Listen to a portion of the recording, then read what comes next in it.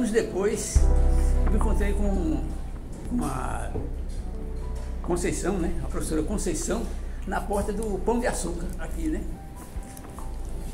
Ela me viu e reconheceu. Coutinho, você por aqui?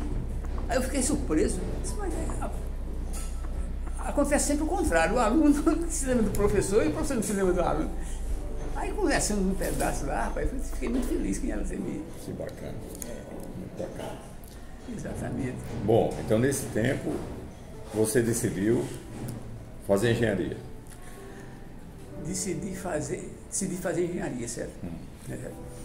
Aí... Mas o trabalho atrapalhava. Mas o trabalho atrapalhava. Nós estamos em 1958, né? 58. Eu terminei o científico em 63. Né? 63.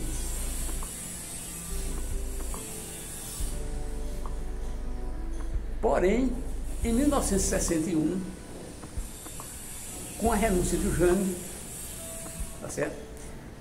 Eu comecei a sentir que ia haver alguma reviravolta, alguma confusão política, tá certo? Convulsão. Alguma convulsão política, tá certo? No país, certo? Premonição número 2. É. O Anjo da Guarda é forte. O Anjo da Guarda é forte e que o Anjo da Guarda já tinha me avisado quando eu era novo para estar em dia com a política, né? Então, quando eu vi a renúncia de Jânio, a gente entrar em prontidão, esse negócio todo, aí eu comecei a dizer, rapaz, vai haver uma convulsão aí. E eu não imaginava o fato de eu ter que prender alguém por problemas, por questões ideológicas. Não dá para imaginar, né? É. Não havia essa tradição. Nem muito menos ser obrigado, num caso grave, né, de atirar em alguém, ou alguém atirar em mim, né? Aí comecei a pensar assim na vida militar, né? E o militar, a princípio, a função dele é matar ou morrer, né? Aí depois fiquei vendo ficou pesando em mim aquela hierarquia pesada, né? Aquela hierarquia, mas ao mesmo tempo eu sabia que uma instituição para ter poder tem que ter hierarquia, né? E eu não ia me dar bem ali, né? Mas o que fazer, né? Eu só podia sair dali se fosse para alguma coisa segura que garantisse o meu sustento, e eu era rico de família, né? Aí um colega nosso fez concurso do Banco do Brasil, passou e foi para lá, né? Colega do quartel. Colega do quartel, Sargento Elmo. Sargento Elmo. Era um piauiense que estava lá em Campinas.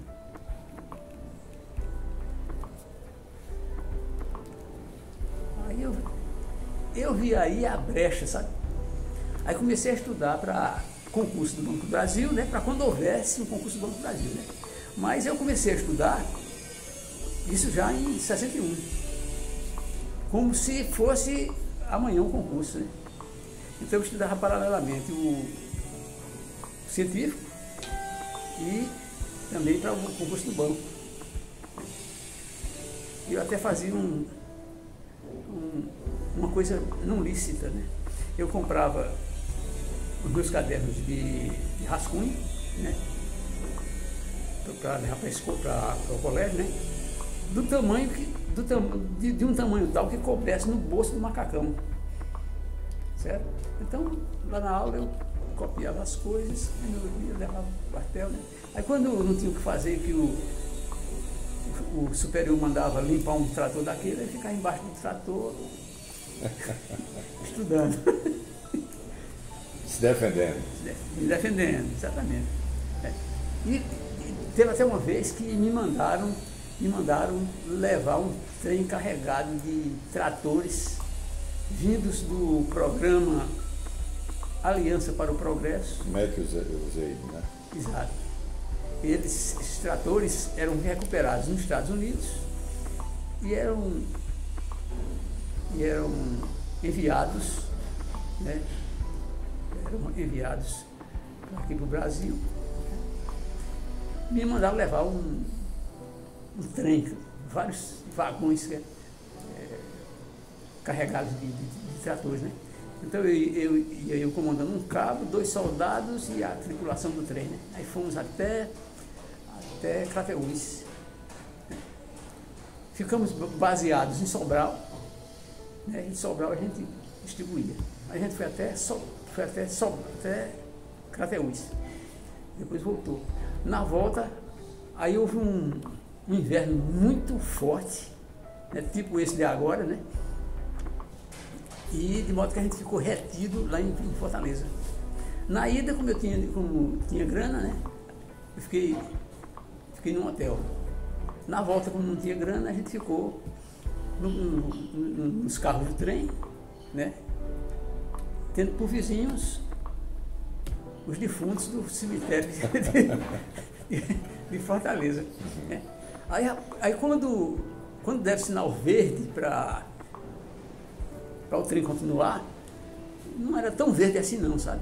Porque às vezes a gente passava num lugar, aí a chuva tinha levado dormentes, e às vezes até de noite a gente saía do trem e entrava no mato para pegar algum toro para substituir o dormente. Né? Quando a gente passou em Iguatu, o centro de Iguatu estava acabado, arrasado. Né? É difícil derrubar. Edificações ali derrubadas. Uhum. E febre amarela, aquele negócio todo. E eu sei que consegui voltar para lá, para Campinas. Né? Aí continuei estudando. Né? Quando foi em 63, aí eu me matriculei, me inscrevi no concurso do banco. Fiz o concurso aqui, né, em João Pessoa. E o concurso era matemática, português, francês,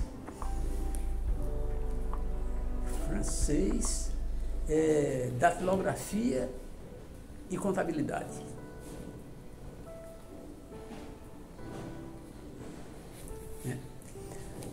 Aí eu fiz a inscrição. A inscrição foi no dia na véspera do dia dos namorados, né? Aí eu voltei para Campinas, vendo aquelas fogueirinhas de noite, né? Aqueles sítios, né? Santo Antônio. Santo Antônio, né? Eu me lembrando saudoso do Luiz Edson, sabe? Entendeu? Aí cheguei em Campinas. Quando foi em setembro, em outubro, fiz o concurso, né? Um mês depois fiz o concurso. Em outubro, dia 12 de outubro, a gente se casou. No mês de dezembro, eu tive uma das maiores alegrias da vida. Eu tive muitas alegrias, tive mais alegria do que tristeza, felizmente. Né? Fez por merecê-las. Muito obrigado. Fez por merecê-las, aí eu não tenho dúvida. Tive uma das maiores alegrias. Saiu no jornal o meu nome como Estou dentro. Exatamente. Como aprovado no concurso do Banco do Brasil. Eu e outro colega do Exército, Valdir Gama. Né? Aí, desde depois, recebi uma correspondência do banco, me remetendo a alguns laboratórios para fazer exames de saúde.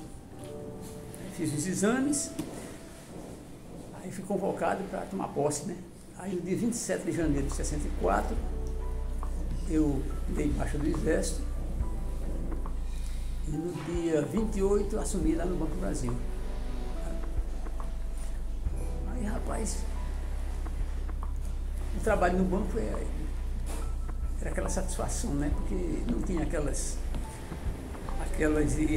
hierarquia pesada, né? Aquela disciplina. É outro mundo, né? É outro mundo, tinha que ter, né? Os colegas, os chefes nossos eram nossos colegas. Onde entrava o gerente, entrava o contínuo, né?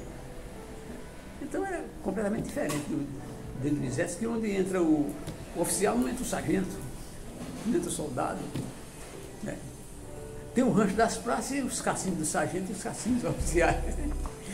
Então o banco era completamente diferente.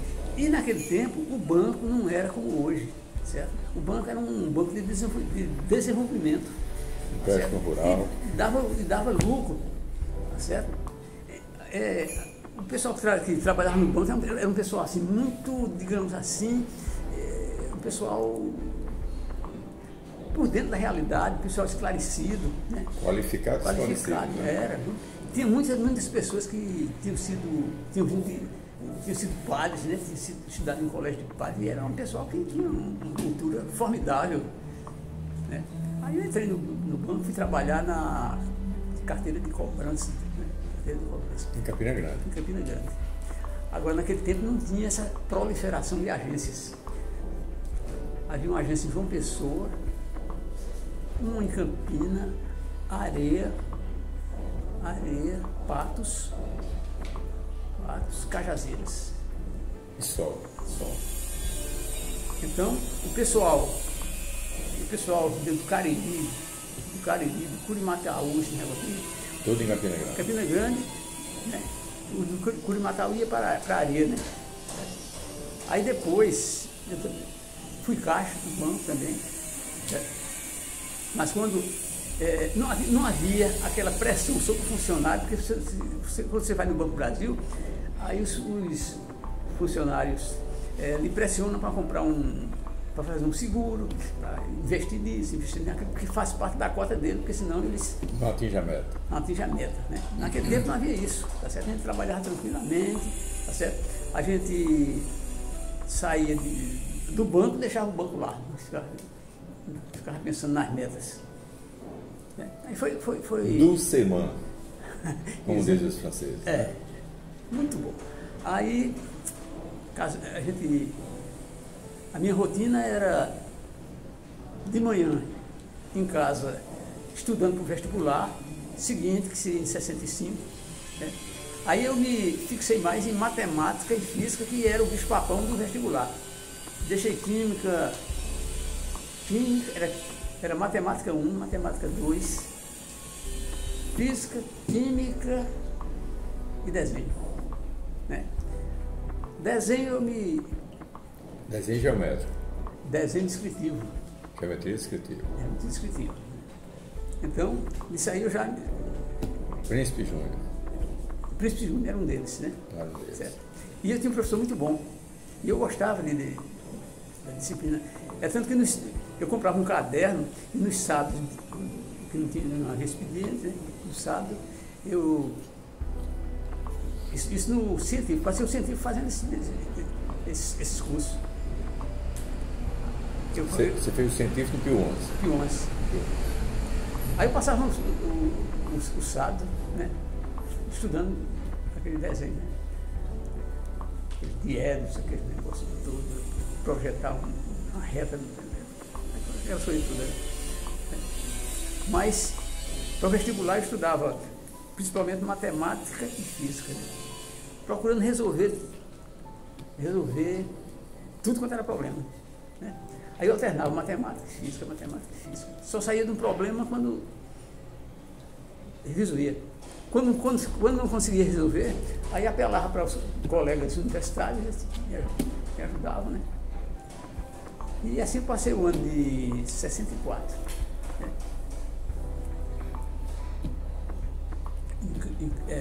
De manhã era nessa atividade, de tarde no banco, aí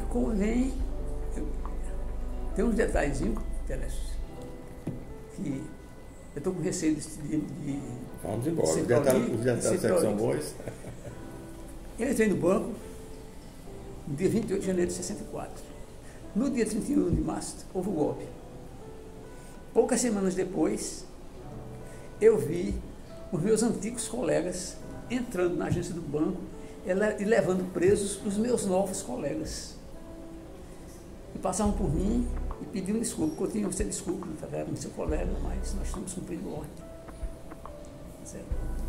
É constrangedor demais, né? Pois é. interessante é que as pessoas com quem eu tinha mais...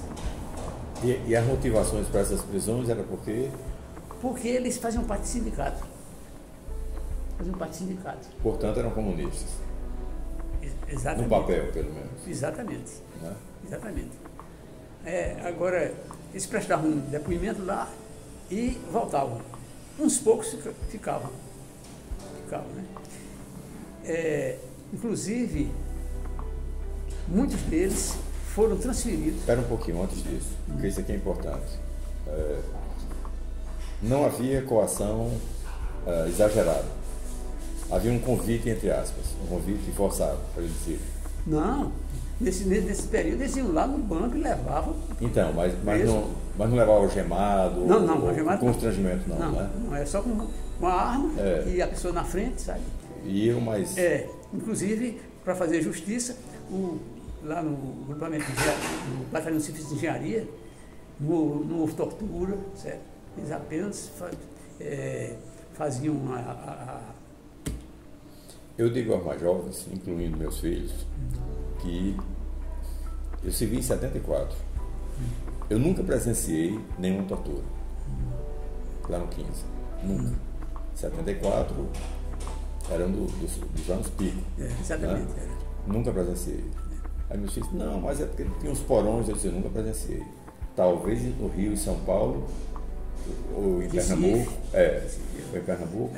Se bem que o Rosângela tem um paciente lá que era em Recife, e disse que foi tratado a pão de ló pelo oficial que o prendeu. Inclusive tomou vinho com ele, etc, etc, no Recife. Né? Então, isso é um depoimento que não é instituição, são pessoas que integram a instituição. Exatamente. Né? Que fazem exatamente. Em toda comunidade existem boas pessoas e más pessoas. Exato. Ok, voltemos lá. Alguns colegas foram transferidos a revelia para outras cidades. Por perseguição. Certo. Outros vieram de outras cidades, de longe, do Rio, de São Paulo, do Rio Grande do Sul, né? Lá para Campina Grande. 65 isso. Isso em 64. 64.